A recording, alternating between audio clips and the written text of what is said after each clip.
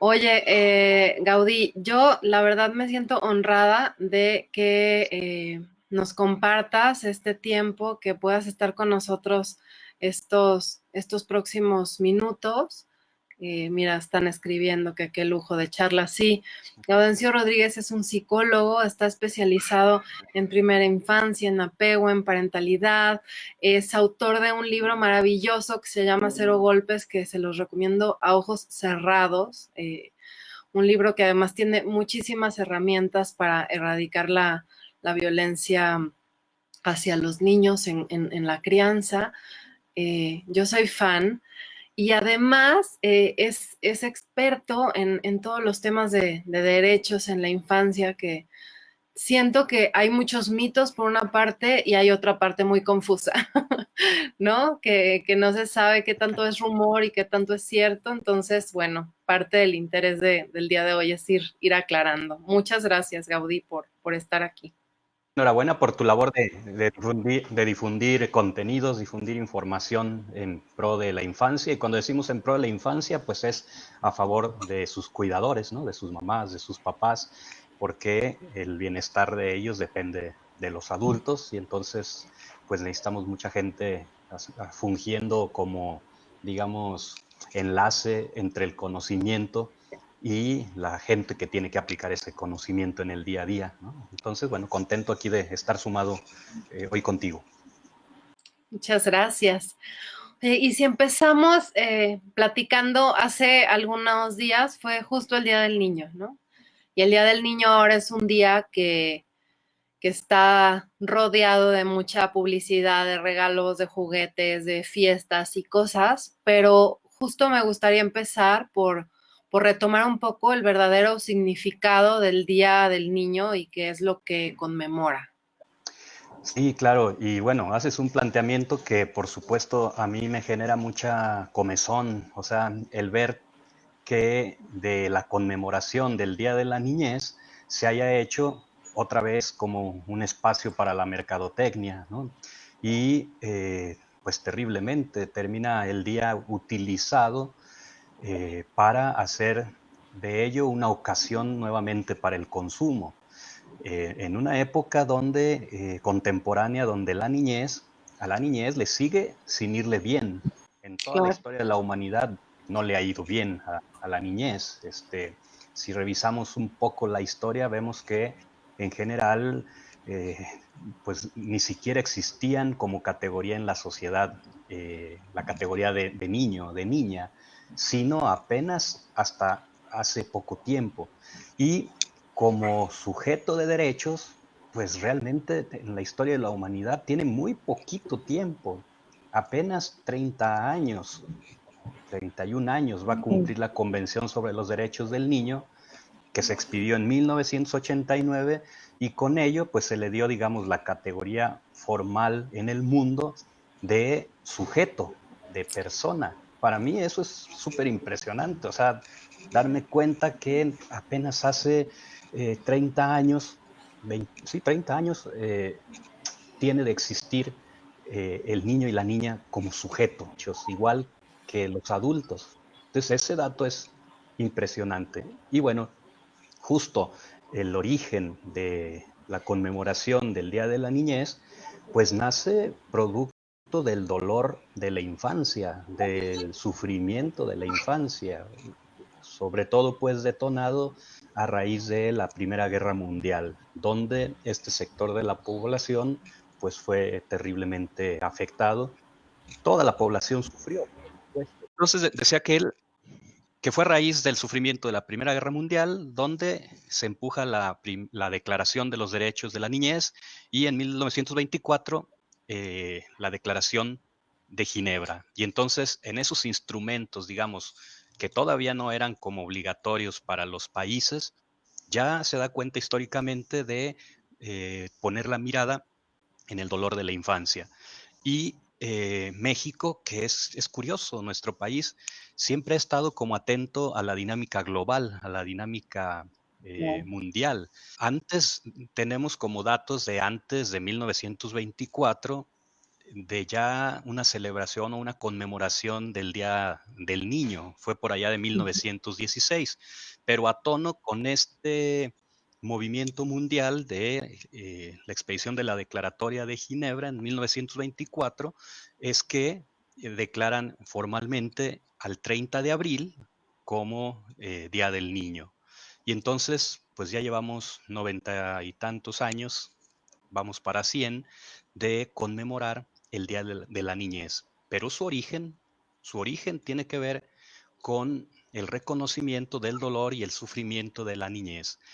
Después, en este cuerpo de los derechos humanos, la intención original de este día es, digamos, hacer un llamado y un recordatorio a toda la sociedad, a todo el Estado, para que haga realidad el cumplimiento de todos y cada uno de los derechos de niñas y niños. Entonces, de ahí es que a mí me da mucha comezón ver Sí, cómo esa intención original, que es un momento para exigir el cumplimiento de los derechos de niñas y niños, es de lo menos que se habla ese día, y en lo que se ha transformado es en regalarles dulces, regalos y otras muchas cosas que en ocasiones no son benéficas para ellos, ¿no? claro.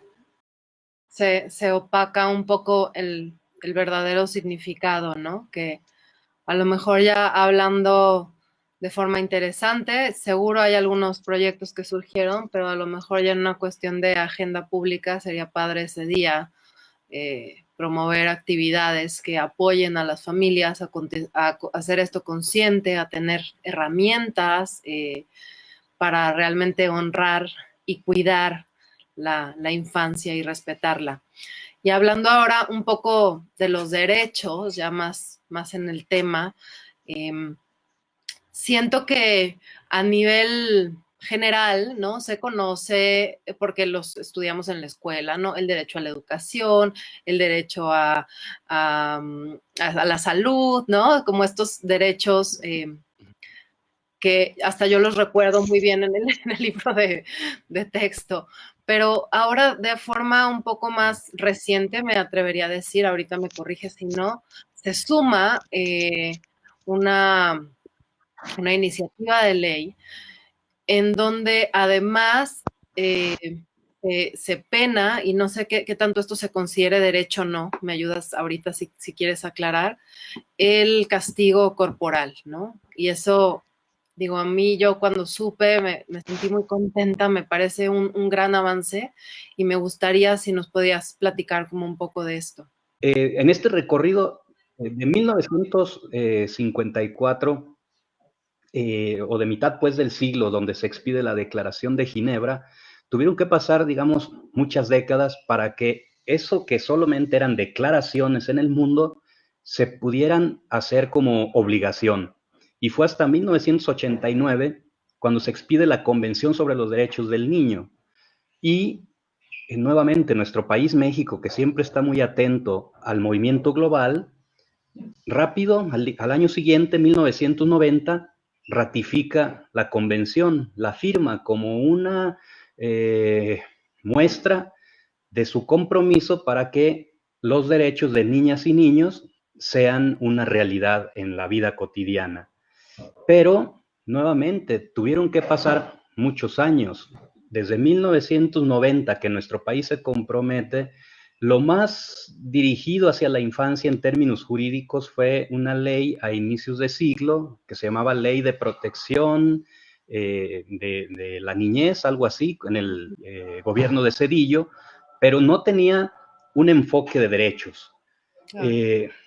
Fue hasta 2014 cuando se expide la ley de los derechos, la Ley General de los Derechos de Niñas, Niños y Adolescentes. Y esta ley, que tiene 6 años, digamos que es una muy buena ley, perfectible como todas, Claro. cosas por seguirle reformando, pero es una ley con un enfoque de derechos y lo que hace, digamos, prácticamente es poner a la convención en un formato jurídico y que le pueda dar operatividad. Y digamos, con relación a tu pregunta, dos elementos que trae esta ley general. Uno es el derecho a la al acceso a una vida libre de violencia para la niñez. Y el otro derecho, que apenas es del año pasado en una reforma, es el derecho a la paz. Y el derecho a la paz. Y entonces, estos dos derechos, más muchas otras, digamos, obligaciones que mandata esa ley para quienes cuidan y crían a los niños, nos dan hoy un marco que nos exige una manera diferente a los adultos de educarlos, de guiarlos, de acompañarlos. Esa forma diferente es solamente en el respeto total a su dignidad. Claro. ¿Qué quiere decir eso? Que todas aquellas cosas que hagamos en la crianza con ellos, si atenta contra la dignidad del niño o de la niña, está fuera de los derechos, y como los derechos son ley, pues Claro. prácticamente estamos entrando en conflicto con la misma. Entonces, tenemos un gran reto. Es justo de este derecho a la paz, derecho a una vida, al acceso a una vida libre de violencia, que se desprende también la recomendación del Comité de los Derechos del Niño a nuestro país hace muchos años de prohibir por ley el castigo corporal. Y creo que vale la pena aclararlo. El castigo corporal es diferente al maltrato infantil, ese grave y extremo. Ese ya existía tipificado como delito en la legislación mexicana desde hace mucho tiempo, el maltrato hacia los niños de manera grave. Por castigo corporal nos estamos refiriendo a estas medidas disciplinarias que se utilizan y que pasan por la bofetada, la nalgada, el coscorrón, el pellizco, y también todos aquellos que están dados con cualquier objeto, ¿no? Cinturón, chancla, cable. Castigo corporal incluye no solo el golpe físico que acabo de describir, sino también todos los tratos humillantes y denigrantes utilizados como método disciplinario. O sea, la definición del Comité de los Derechos del Niño incluye esas dos cosas en el castigo corporal. Y nuestro país no ha hecho, al día de hoy, estrictamente hablando, la tarea completa en la prohibición de estas prácticas. Lo que ha venido ocurriendo es que al día de hoy, cada estado de la República lo ha ido prohibiendo en su legislación local. No tengo el dato preciso de cuáles son esos estados. Lo que sí sé es que ya van más de 20 estados en nuestra República que en sus leyes locales o en sus códigos locales han prohibido el castigo corporal y demás tratos humillantes y denigrantes como medida disciplinaria. ¿Eso qué significa? Que no podemos utilizar esos métodos ya, y que si los utilizamos entraremos en conflicto con la ley. El trabajo está casi hecho porque a fines del año pasado, 2019, el Senado de la República prohibió el castigo corporal. Hasta donde yo tengo la información, falta que la Cámara de Diputados haga su trabajo y,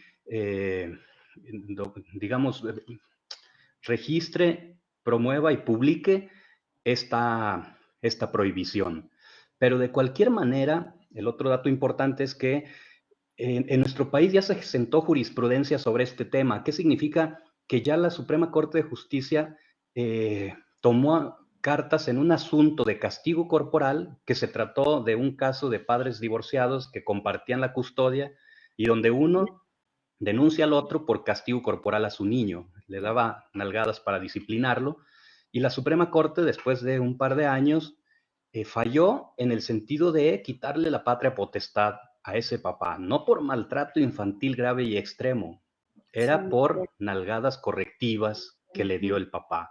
Entonces, que la Suprema Corte de Justicia haya fallado así, genera jurisprudencia, significa que en cualquier estado de la República que alguien haga eso y la autoridad tome el caso, pues hay de dónde meterse en conflicto con la ley. Entonces, efectivamente, en nuestro país esas prácticas están prohibidas. Otra cosa es que los sistemas de protección no siempre tengan como la fuerza para poder y la cobertura para poder tomar todos los casos, pero yo ya no me metería, o sea, en riesgo de entrar en conflicto con la ley. Vas.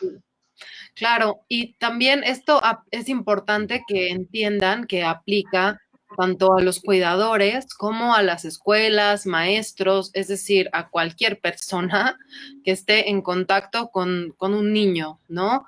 Y la cosa es tan grave, o sea, siempre se ha menospreciado un poco como el dolor de los niños, como su sentir, como que si lo que ellos sienten fuera menos, pero es muy importante que sí vayamos tomando conciencia de que estas prácticas de humillar, de pellizcar, de enaliar, no son poca cosa, ¿no? Y no queremos sentir mal a las personas que a lo mejor las hacen, porque quizá estás viendo la plática y dices, híjole, yo lo hago, y a veces se minimiza por culpa y a veces también se minimiza porque no tengo otras herramientas, pero que sepas que no es correcto y que el hecho que haya toda una cuestión legal importante alrededor nos dice la gravedad que tiene.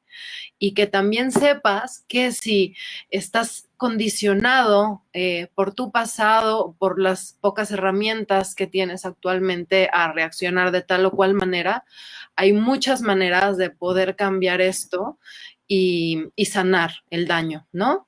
Así es.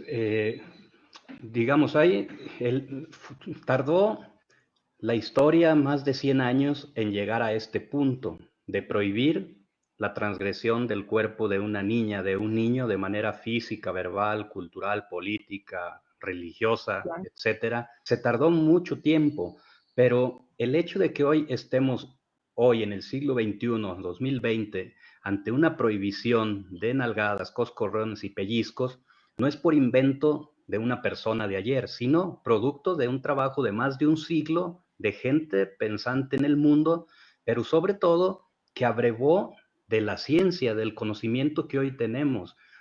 Antes no se sabía, pero hoy sí sabemos que cada maltrato que el niño recibe, además de ser doloroso, genera marca en su cerebro. O sea, el maltrato infantil, lo que las investigaciones ya de muchas décadas concluyen, es que el maltrato infantil afecta de manera significativa el cerebro de los niños y muchas veces de manera irremediable. La gente dice, por una vez que le pegue a mi hijo, no se va a traumar. Ojo, hay que tener más cuidado en lo que decimos, porque hoy las neurociencias nos han encontrado con las resonancias magnéticas que le hacen al cerebro, la fotografía y el video que le pueden tomar al cerebro, han encontrado a niños pequeños que de haber recibido una bofetada o un jaloneo, una sacudida desesperada, se ha encontrado en su córtex prefrontal, que es el área que inhibe los impulsos, maneja la agresividad, ha encontrado ahí fisuras y lesiones producto de ese golpe. No perdamos de vista que el cerebro es una estructura muy delicada en el arranque de la vida, lo es siempre, pero en el arranque de la vida es muy tierno el cerebro y necesita un cuidado total. Entonces, claro que hay niños que sí se van a traumar y no psicológicamente, sino neurofisiológicamente. Entonces, hay que tener más cuidado con lo que hoy decimos. Pero bueno, siguiendo el tono del comentario sensible que tú haces, el hecho de que en este espacio hoy tú y yo estemos compartiendo esta información del marco jurídico, sí, no es para, digamos, criminalizar a la gente que está criando de la mejor manera, que puede con lo que tiene, pero más bien este es un acto, digamos, pues bondadoso nuestro en este espacio porque el hecho de que desconozcamos el marco jurídico y lo violemos no nos exime de culpa. O sea, alguien que lastima a su hijo y la ley se entera y las autoridades toman cartas en el asunto, el argumento de yo no sabía que estaba prohibido darle una nalgada a mi hijo no es válido. O sea, el desconocimiento de la ley no nos exime de culpa. Entonces, por eso nosotros en este espacio, en el marco todavía de los derechos del Día del Niño y de los derechos humanos, es que a mí como preventólogo me resulta muy importante transmitir esta información a la población. Los tiempos de la crianza cambiaron.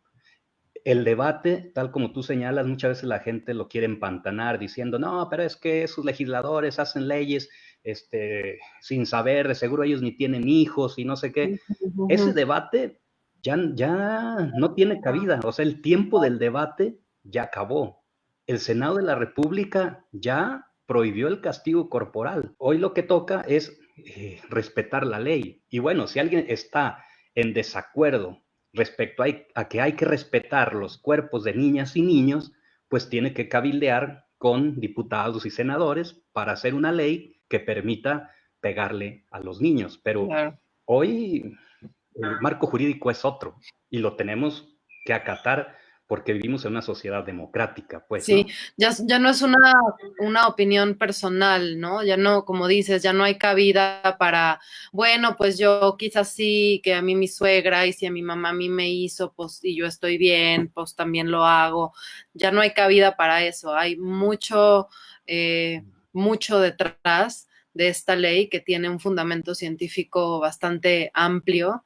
Entonces, no, pegar, pellizcar, coscorronear, humillar, hacer sentir mal, no son maneras de tratar a un niño y definitivamente no son maneras de criar a alguien. También de pronto en los debates surge como, bueno, pero es que si no, ¿cómo le pongo límites? ¿Cómo marco la pauta? Es que si no, los niños crecen y hacen lo que quieren, ¿no? No hay ya Sí. cabida, no hay ya cabida para nada de eso. No, y lo que hay es una tremenda responsabilidad porque esa pregunta que hoy nos hacemos los educadores contemporáneos, y bueno, si no se vale con golpe, con amenaza, con grito, entonces ¿cómo? Es una pregunta totalmente legítima. O sea, y al mismo tiempo es la evidencia de que a nosotros, los adultos de hoy, no nos educaron de manera suficiente y total con buenos tratos. Si nos hubieran bien tratado de manera suficiente, hoy no nos estaríamos haciendo estas preguntas. Bueno, ¿cómo le hago para educar a mi hijo que de una manera que no sea con golpes o amenazas?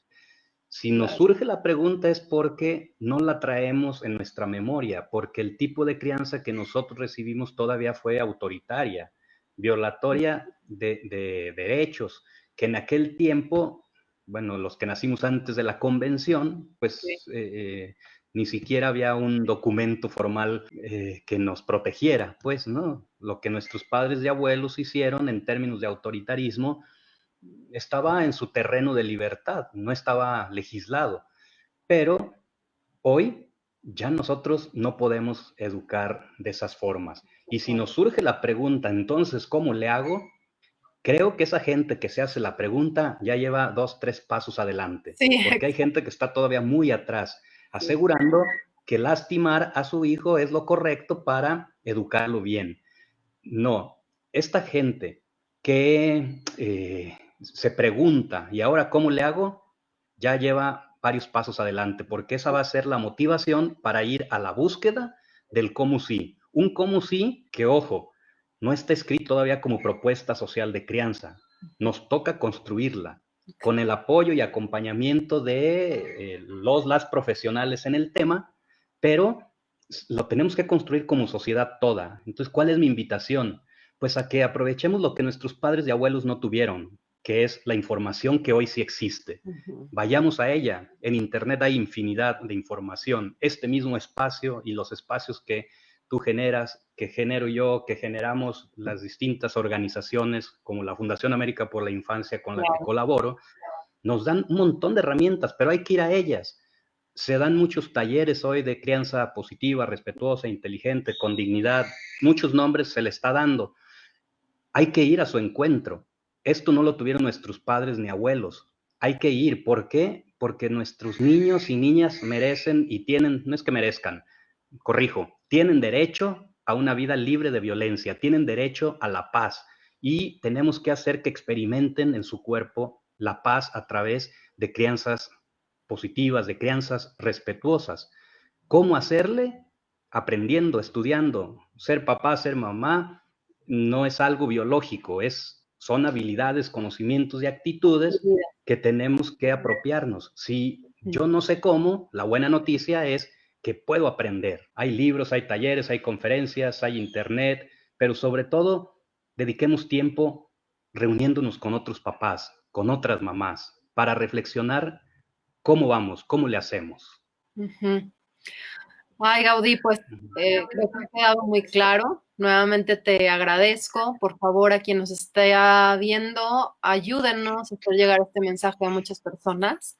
Me gustaría cerrar también con una frase de que estas nuevas crianzas conscientes, estas nuevas herramientas que se están dando a los papás, esta nueva propuesta de mirar a la infancia, no es una moda, no es una moda, es una ley, es un derecho de la infancia. Y Gracias. lo remato para despedirme.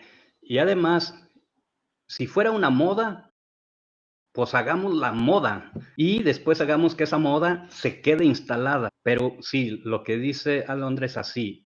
Todo lo que hoy se propone desde un enfoque de respeto a los derechos en términos de crianza y parentalidad está basado en evidencia científica. Bueno, también hay que ver que el que está transmitiendo esa información está hablando desde la evidencia científica y no desde la creencia personal. Claro. Te agradezco mucho, Alondra, este espacio y agradezco a la gente que estuvo ahí presente. Sumémonos, necesitamos cambiar el paradigma y eso no lo van a hacer otros, lo vamos a hacer nosotros, los adultos contemporáneos de hoy. Gracias, Alondra. Súbanse al barco de los buenos tratos. Gracias, Gaudí. Buen día a todos.